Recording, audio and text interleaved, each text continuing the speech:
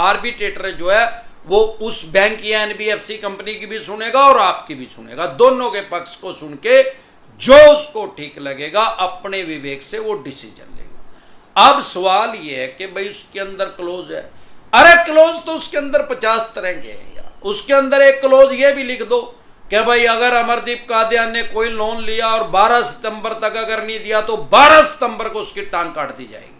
अब जिस आदमी को लोन की जरूरत है तो स्वाभाविक बात है कि लोग उसको पढ़ते नहीं उस एग्रीमेंट को, और पढ़ लें तो वो लेंगे भी नहीं।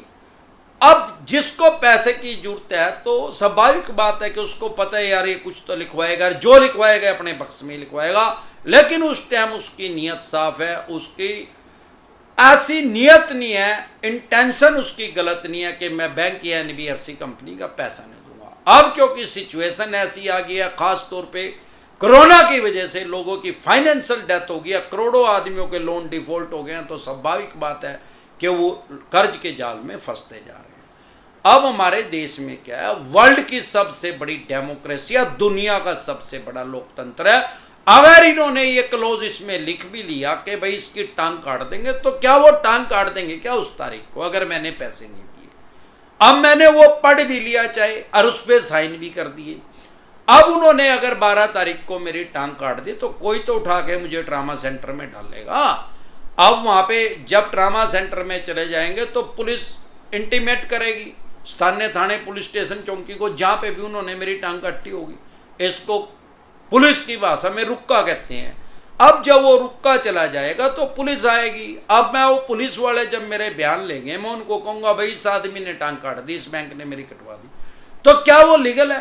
अब वो बैंक वाला आके वो लव लेटर दिखा दे, वो जो क्लोज है उसके अंदर लिखा हुआ है दिखा दे एग्रीमेंट का, भाई ये देखो अमरदीप कादियान ने साइन कर रखे हैं और हमने तो इसमें क्लोज डाल रखा था इसलिए हमने इसकी टांग काट दी, तो क्या अब उसके ऊपर कोई कानूनी कार्रवाई नहीं होगी? होगी, 100% होगी। ये तालिबानी कानून नहीं है, यहाँ तालिबानी शासन नहीं लग रहा। वर्ल्ड की सबसे बड़ी डेमोक्रेसी है, दुनिया का सबसे बड़ा लोकतंत्र है। अब वो कह रहा है आर्बिट्रेटर होता कौन है, कौन आदमी है, क्या पोस्ट है इसकी, किस आदमी को इस पोस्ट पे लगाते हैं? मेरे देखने में आया ज्यादातर इस पोस्ट पे गजटेड ऑफिसर्स को लगा लेते हैं, ज्यादातर तो रिटायर्ड जज को लगा लेते हैं। वो जब आपके पास नोटिस भेजते हैं तो रिटायर छोटा छोटा लिख देते हैं, जज और उस जज का नाम बड़ा बड़ा लिख देते हैं। अरे यार जब कोई आदमी रिटायर ही हो गया तो उसकी कलम की पावर खत्म होगी, वो जज थोड़ी रह गया। और रिटायर जज लिखने से क्या हो जाएगा भाई?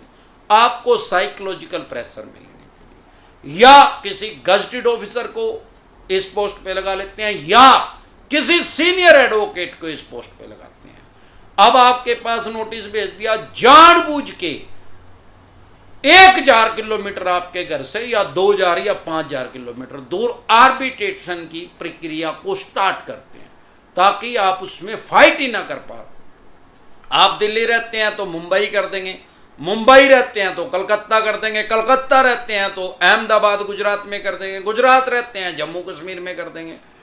साइकोलॉजिकल प्रेशर में लेने के लिए ताकि आप इतनी दूर जा ना पाओ, अगर जाओ तो आपका खर्चा इतना ज्यादा हो जाए, टाइम आपका इतना ज्यादा वेस्ट हो जाए कि आप परेशान और हरास होकर इनके पैसे दे दें, जो कि ये चाहते हैं।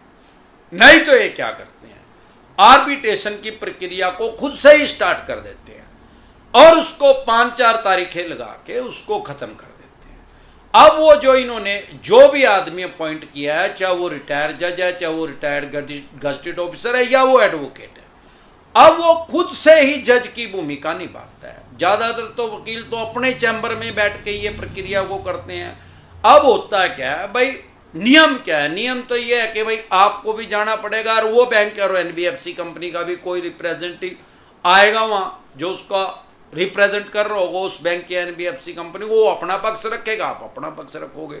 वो तो यही कहेगा कि भाई ये आदमी जानबूझ के पैसा नहीं दे रहा, आप अपनी जेन्युइन प्रॉब्लम बताओगे, भाई भाई साहब मैं इसलिए पैसे नहीं दे पा रहा। अब सारे पक्षों की बात सुन के 99% तो लोग इसको अटेंड ही नहीं करते, जा ही नहीं पाते, जाते ही नहीं है, इग्नोर कर देते हैं। अब वो क्या करेगा, मैक्सिमम क्या कर सकता है, वो एक डिसीजन दे देगा। उस डिसीजन को कानून की भाषा में अवार्ड बोलते हैं। उसने अवार्ड पारित कर दिया कि भाई इस आदमी के इस बैंक या एनबीएफसी कंपनी के पैसे दें। अब अगर आप गवर्नमेंट जॉब करते हैं तो आपके एम्प्लॉयर को आदेश दे सकता है कि भाई इस आदमी की 50% सैलरी काट ले, या प्राइवेट जॉब करते हैं किसी मल्टीनेशनल कंपनी है तो भी वो उसको ऑर्डर दे सकता है। इतने उसके पास राइट्स हैं। लेकिन अगर आप बिजनेस करते हैं, व्यापार करते हैं, फिर वो किसको ऑर्डर देगा? आपका कोई शोरूम है, मैं वहां से कपड़े लेने जा रहा हूं, तो उसको क्या पता भाई अमरदीप कादियानी यहां से कपड़े खरीद रहा है, या जहां से आप खरीद के लेके आ रहे हो उसको कैसे आदेश देगा? वो तो जो आप उसको पैसा देगा वो माल देगा। और मैं उसके आदेश क्यों मानूंगा? अगर उसको पता भी लग गया भाई इससे शर्ट लेके आनी है और इसको पैसे आधे काट के दे दे, मैं तो दूंगा नहीं, मैं तो पूरे पैसे दूंगा। तो वहां पे इनका बस चलता नहीं। तो ये करते क्या है, ये उस अवार्ड को लेके फिर कोर्ट में जाते हैं। भाई देखो, हमने कानूनी प्रक्रिया पूरी कर ली है, आर्बिट्रेशन एंड कॉन्सिलेशन एक्ट 1996 के तहत ये आदमी जो है या तो इस प्रक्रिया में शामिल ही नहीं हुआ, या हुआ भी तो इसका पक्ष कमजोर था, ये जानबूझ के बैंक एनबीएफसी कंपनी का पैसा नहीं दे रहा, तो इससे रिकवर करने के आदेश दिए जाए, ये लेके वो वहां चले जाते हैं। लेकिन आप डरे घबराए नहीं, आर्बिट्रेशन एंड कॉन्सिलेशन एक्ट 1996 के तहत ही सेक्शन 34 सेक्शन 34 में आपका बचाव का खाना है।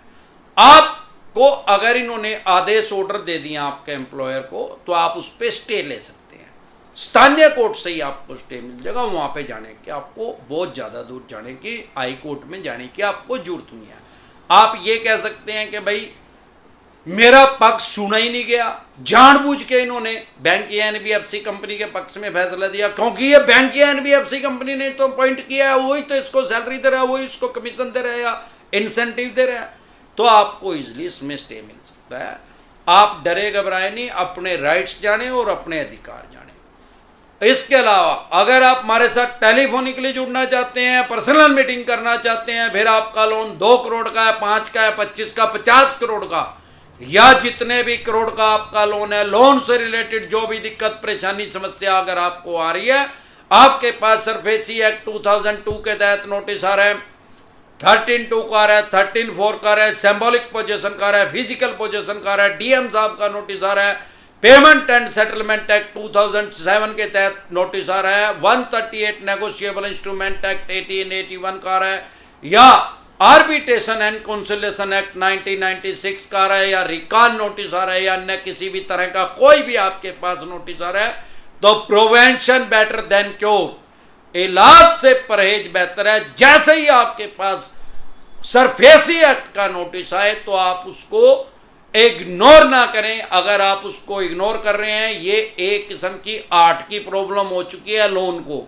जैसे जैसे ये बढ़ती जाएगी तो ये विकराल रूप धारण कर देगी। जैसे जैसे ये आगे आगे नोटिस भेजते जाएंगे, इनके पास राइट्स आ जाएंगे, अधिकार आ जाएंगे आपके मकान को, दुकान को, फैक्ट्री को, कारखाने को, उसकी ऑक्शन करने के, उसको सेल करने के, उसको नीलाम करने के। लेकिन ऐसे इनके पास कोई राइट्स, कोई अधिकार नहीं है कि उसको कबाड़ी के रेट में, स्क्रैप के रेट में आपकी प्रॉपर्टी को बेच देंगे। अगर आपकी प्रॉपर्टी की वैल्यू 3 करोड़ रुपए की है, उसको ये 1 करोड़ रुपए में सेल नहीं कर सकते। अगर इनको 1 करोड़ रुपए लेना है, अगर आपको अपने राइट्स और अधिकार नहीं पता तो ये कर भी देते हैं। लाखों करोड़ों आदमियों की कर चुके हैं।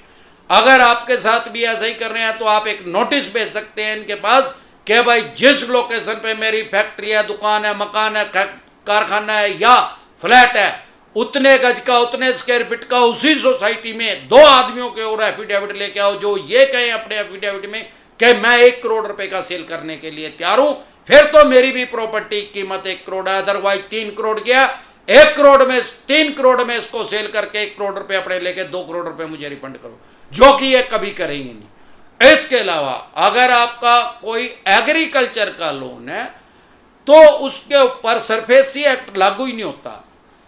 अगर आपका किसी भी तरह का लोन है, सिक्योर लोन है, अगर आपने 20% पैसे आपके रह गए हैं, सिर्फ 20% पैसे इनके देने रह गए हैं, तो भी आपके ऊपर सरफेसी एक्ट लागू नहीं होता। अगर आप 50% पैसा इनका दे चुके हैं तो आप डीआरटी में जा सकते हैं, डीआरटी भी कोर्ट का नाम है। अगर 50% भी पैसे नहीं दिए, 15% दिए हैं, 20% दिया, तो भी आप डीआरटी कोर्ट में इनके खिलाफ जा सकते हैं। उसमें क्या होगा कि जज साहब एक आदेश देंगे, ऑर्डर देंगे, भाई इतने परसेंट 25% या इतने परसेंट पैसे कम से कम जमा करो तो आपका केस कंसिडर किया जाएगा। तो आप डरे घबराए नहीं, अपने राइट्स और अधिकार जाने और इनसे बचने की निंजा टेक्निक भी जाने। देखेंगे कैसे आपकी प्रॉपर्टी का ऑक्शन करेंगे, सेल करेंगे, बोली करेंगे। साथियों, अगर ऐसे नोटिस आपके पास आ रहे हैं तो जल्द से जल्द लीगल एडवाइस ले। अगर आप हमारे साथ टेलीफोनिकली जुड़ना चाहते हैं, पर्सनल मीटिंग करना चाहते हैं, आपकी स्क्रीन पे कमेंट बॉक्स के अंदर एक नंबर आया हुआ है 9306347314। इस नंबर को सेव करके व्हाट्सएप मैसेज करें, तुरंत प्रभाव से रिप्लाई आएगा कि कैसे आप हमारे साथ टेलीफोनिकली जुड़ सकते हैं या पर्सनल मीटिंग कर सकते हैं। एक बार जोर से मिलकर नारा लगाएंगे, जय ससुराल वालों की।